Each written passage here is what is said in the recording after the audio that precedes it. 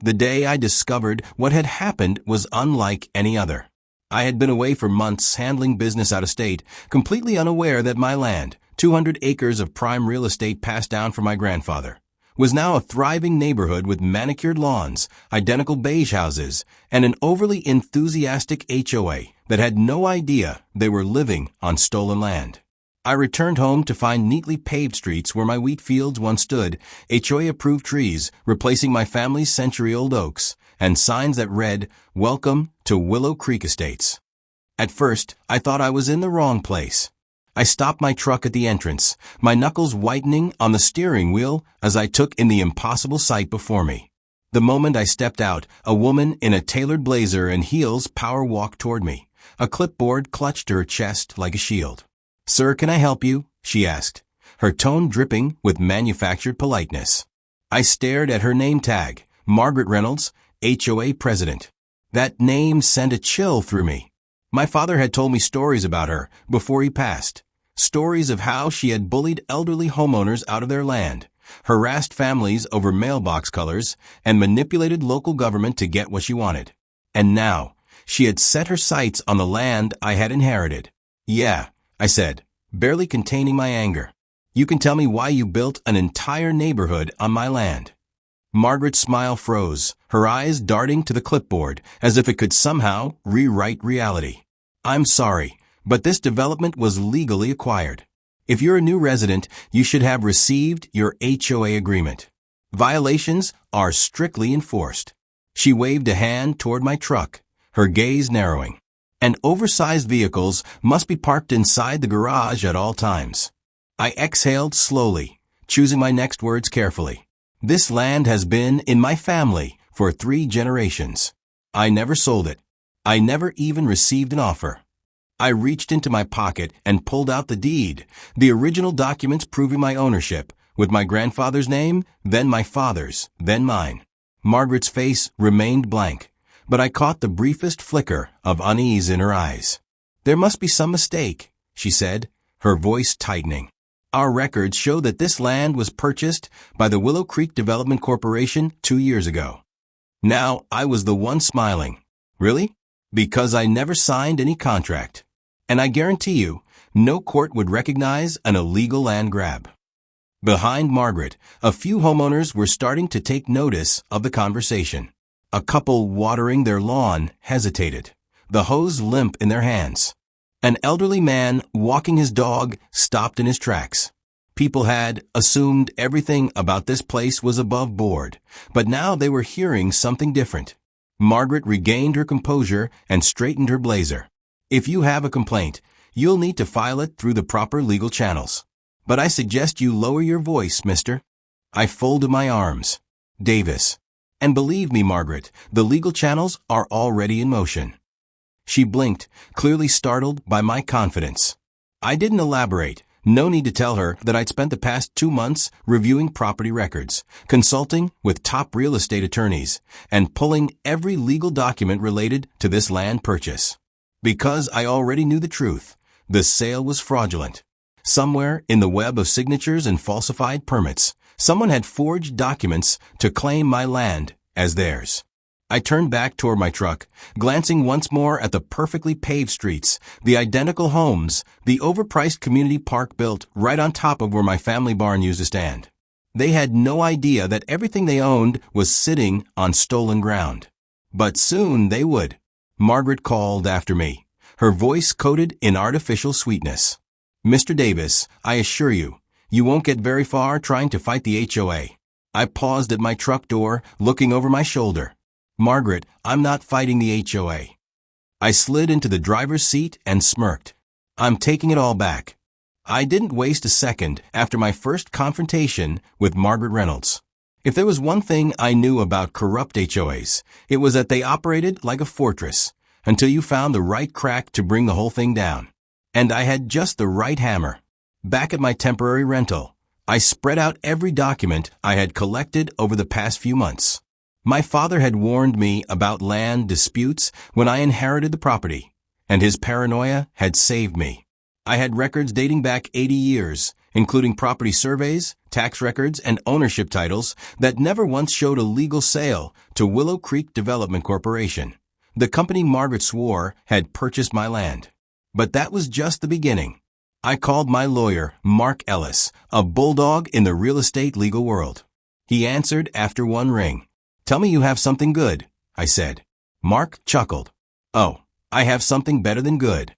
The sale of your land? Completely fraudulent.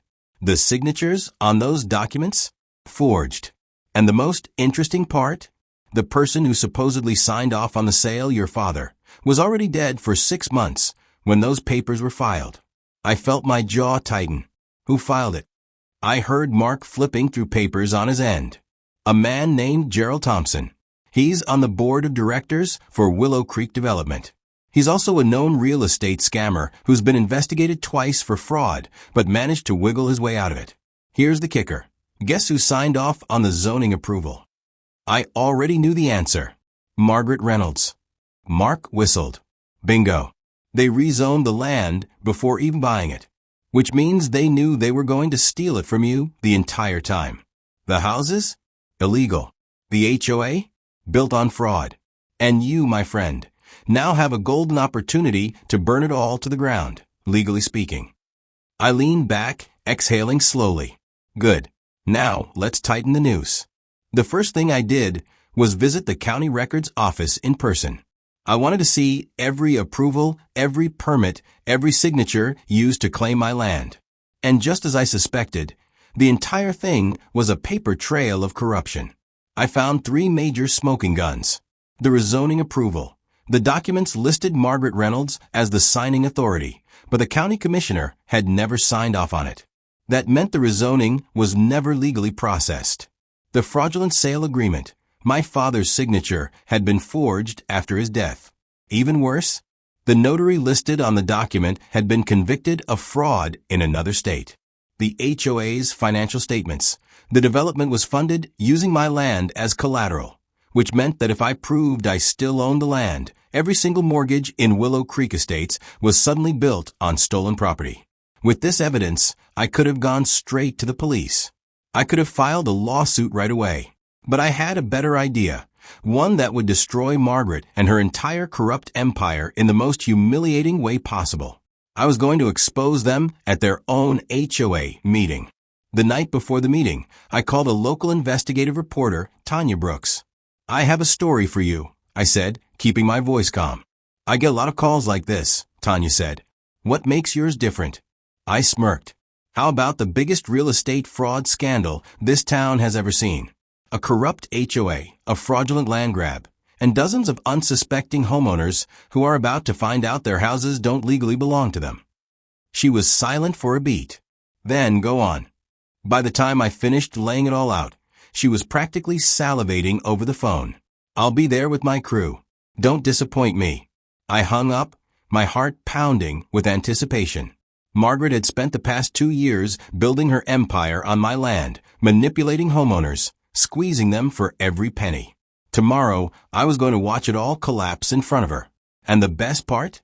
She had no idea what was coming. The next evening, I arrived at the Willow Creek Estates HOA meeting, dressed sharp, holding a thick manila folder under my arm. I wasn't alone.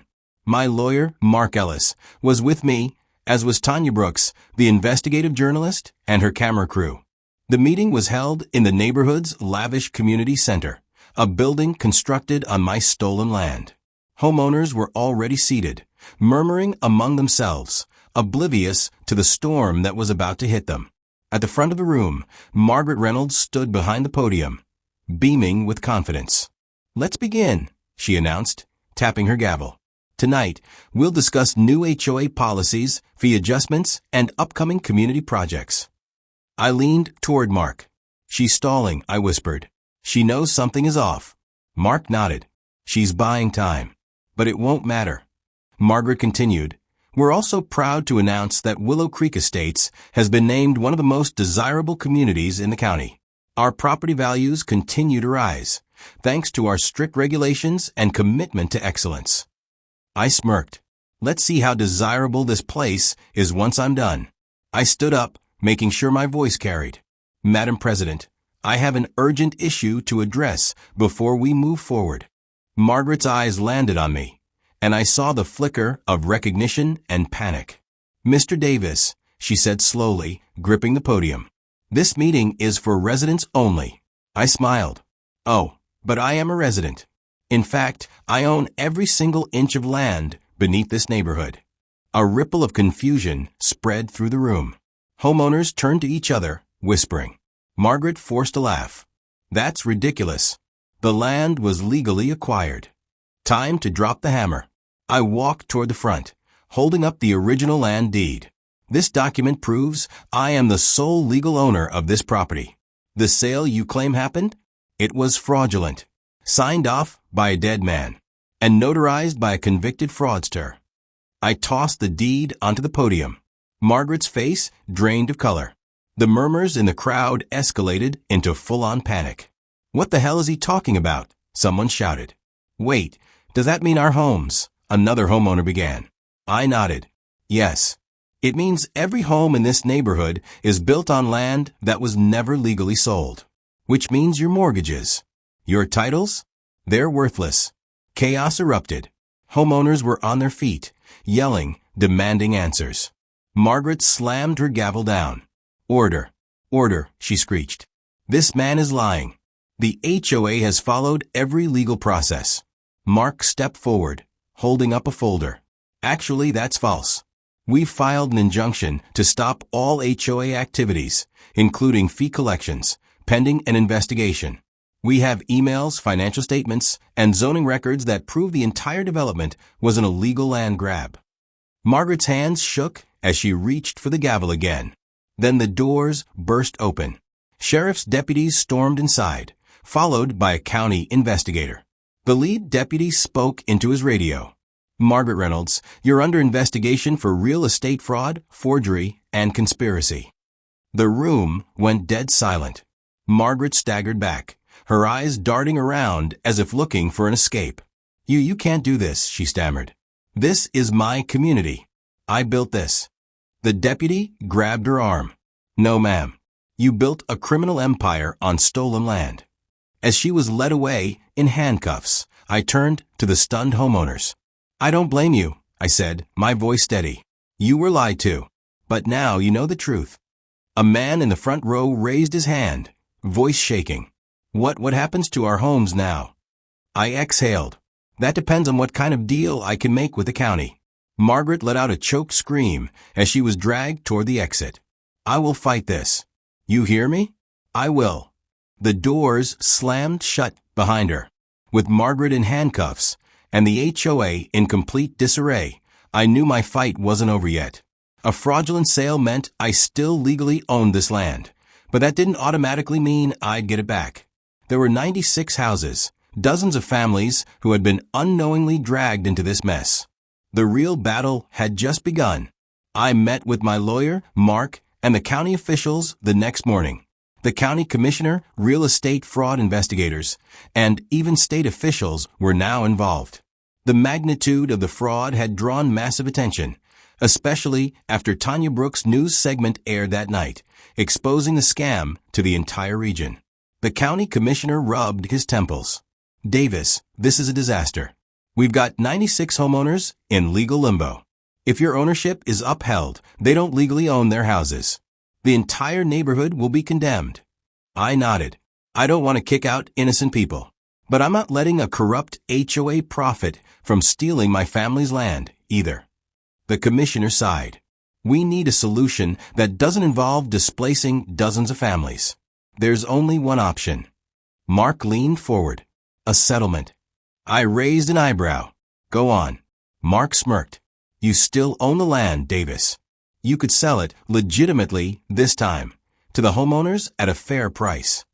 The commissioner nodded. Instead of going after the residents, go after the HOA's assets. Their reserve funds, Margaret's fraudulent accounts, even the development company's leftover money. If we structure this right, you could get paid and the homeowners get to keep their properties. It was a win-win. Over the next 6 weeks, I executed my plan flawlessly. The HOA's bank accounts were frozen. Investigators discovered Margaret had embezzled over $1.2 million in HOA fees into a personal account. That money? Seized. The fraudulent developers were sued into oblivion. The owners of Willow Creek Development fled the state, but lawsuits followed them. I signed a legal settlement with the county. The land was resold, this time legally, to the residents at a fair price, using the recovered HOA funds to offset their costs. Margaret's luxury home? Sold to cover legal damages. She tried to fight it, but there was no escaping the mountain of evidence. At the final HOA dissolution meeting, I walked in as the new landowner. The remaining HOA board members sat in silence, knowing their reign was over. I stood at the podium, facing the same residents who had once blindly followed Margaret's rules. The HOA no longer exists, I announced. And starting today, Willow Creek Estates is HOA free. The crowd erupted in cheers. I wasn't just taking back my land, I was giving the homeowners their freedom.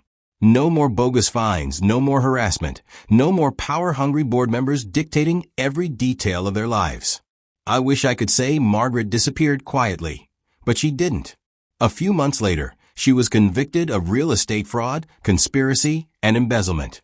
She blamed everyone but herself, even tried to claim she was the real victim, but it didn't matter. She was sentenced to 10 years in prison.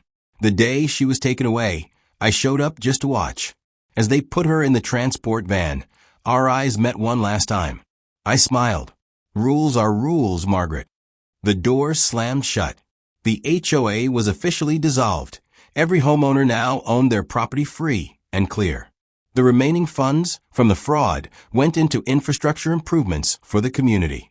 My land was legally secured, and the state passed new HOA oversight laws, preventing another scam like this from ever happening again. One evening, I sat on my restored porch, watching the sun set over the land my grandfather had fought to keep. The same land they had tried to steal from me. But in the end, I won. And the HOA? It never saw me coming.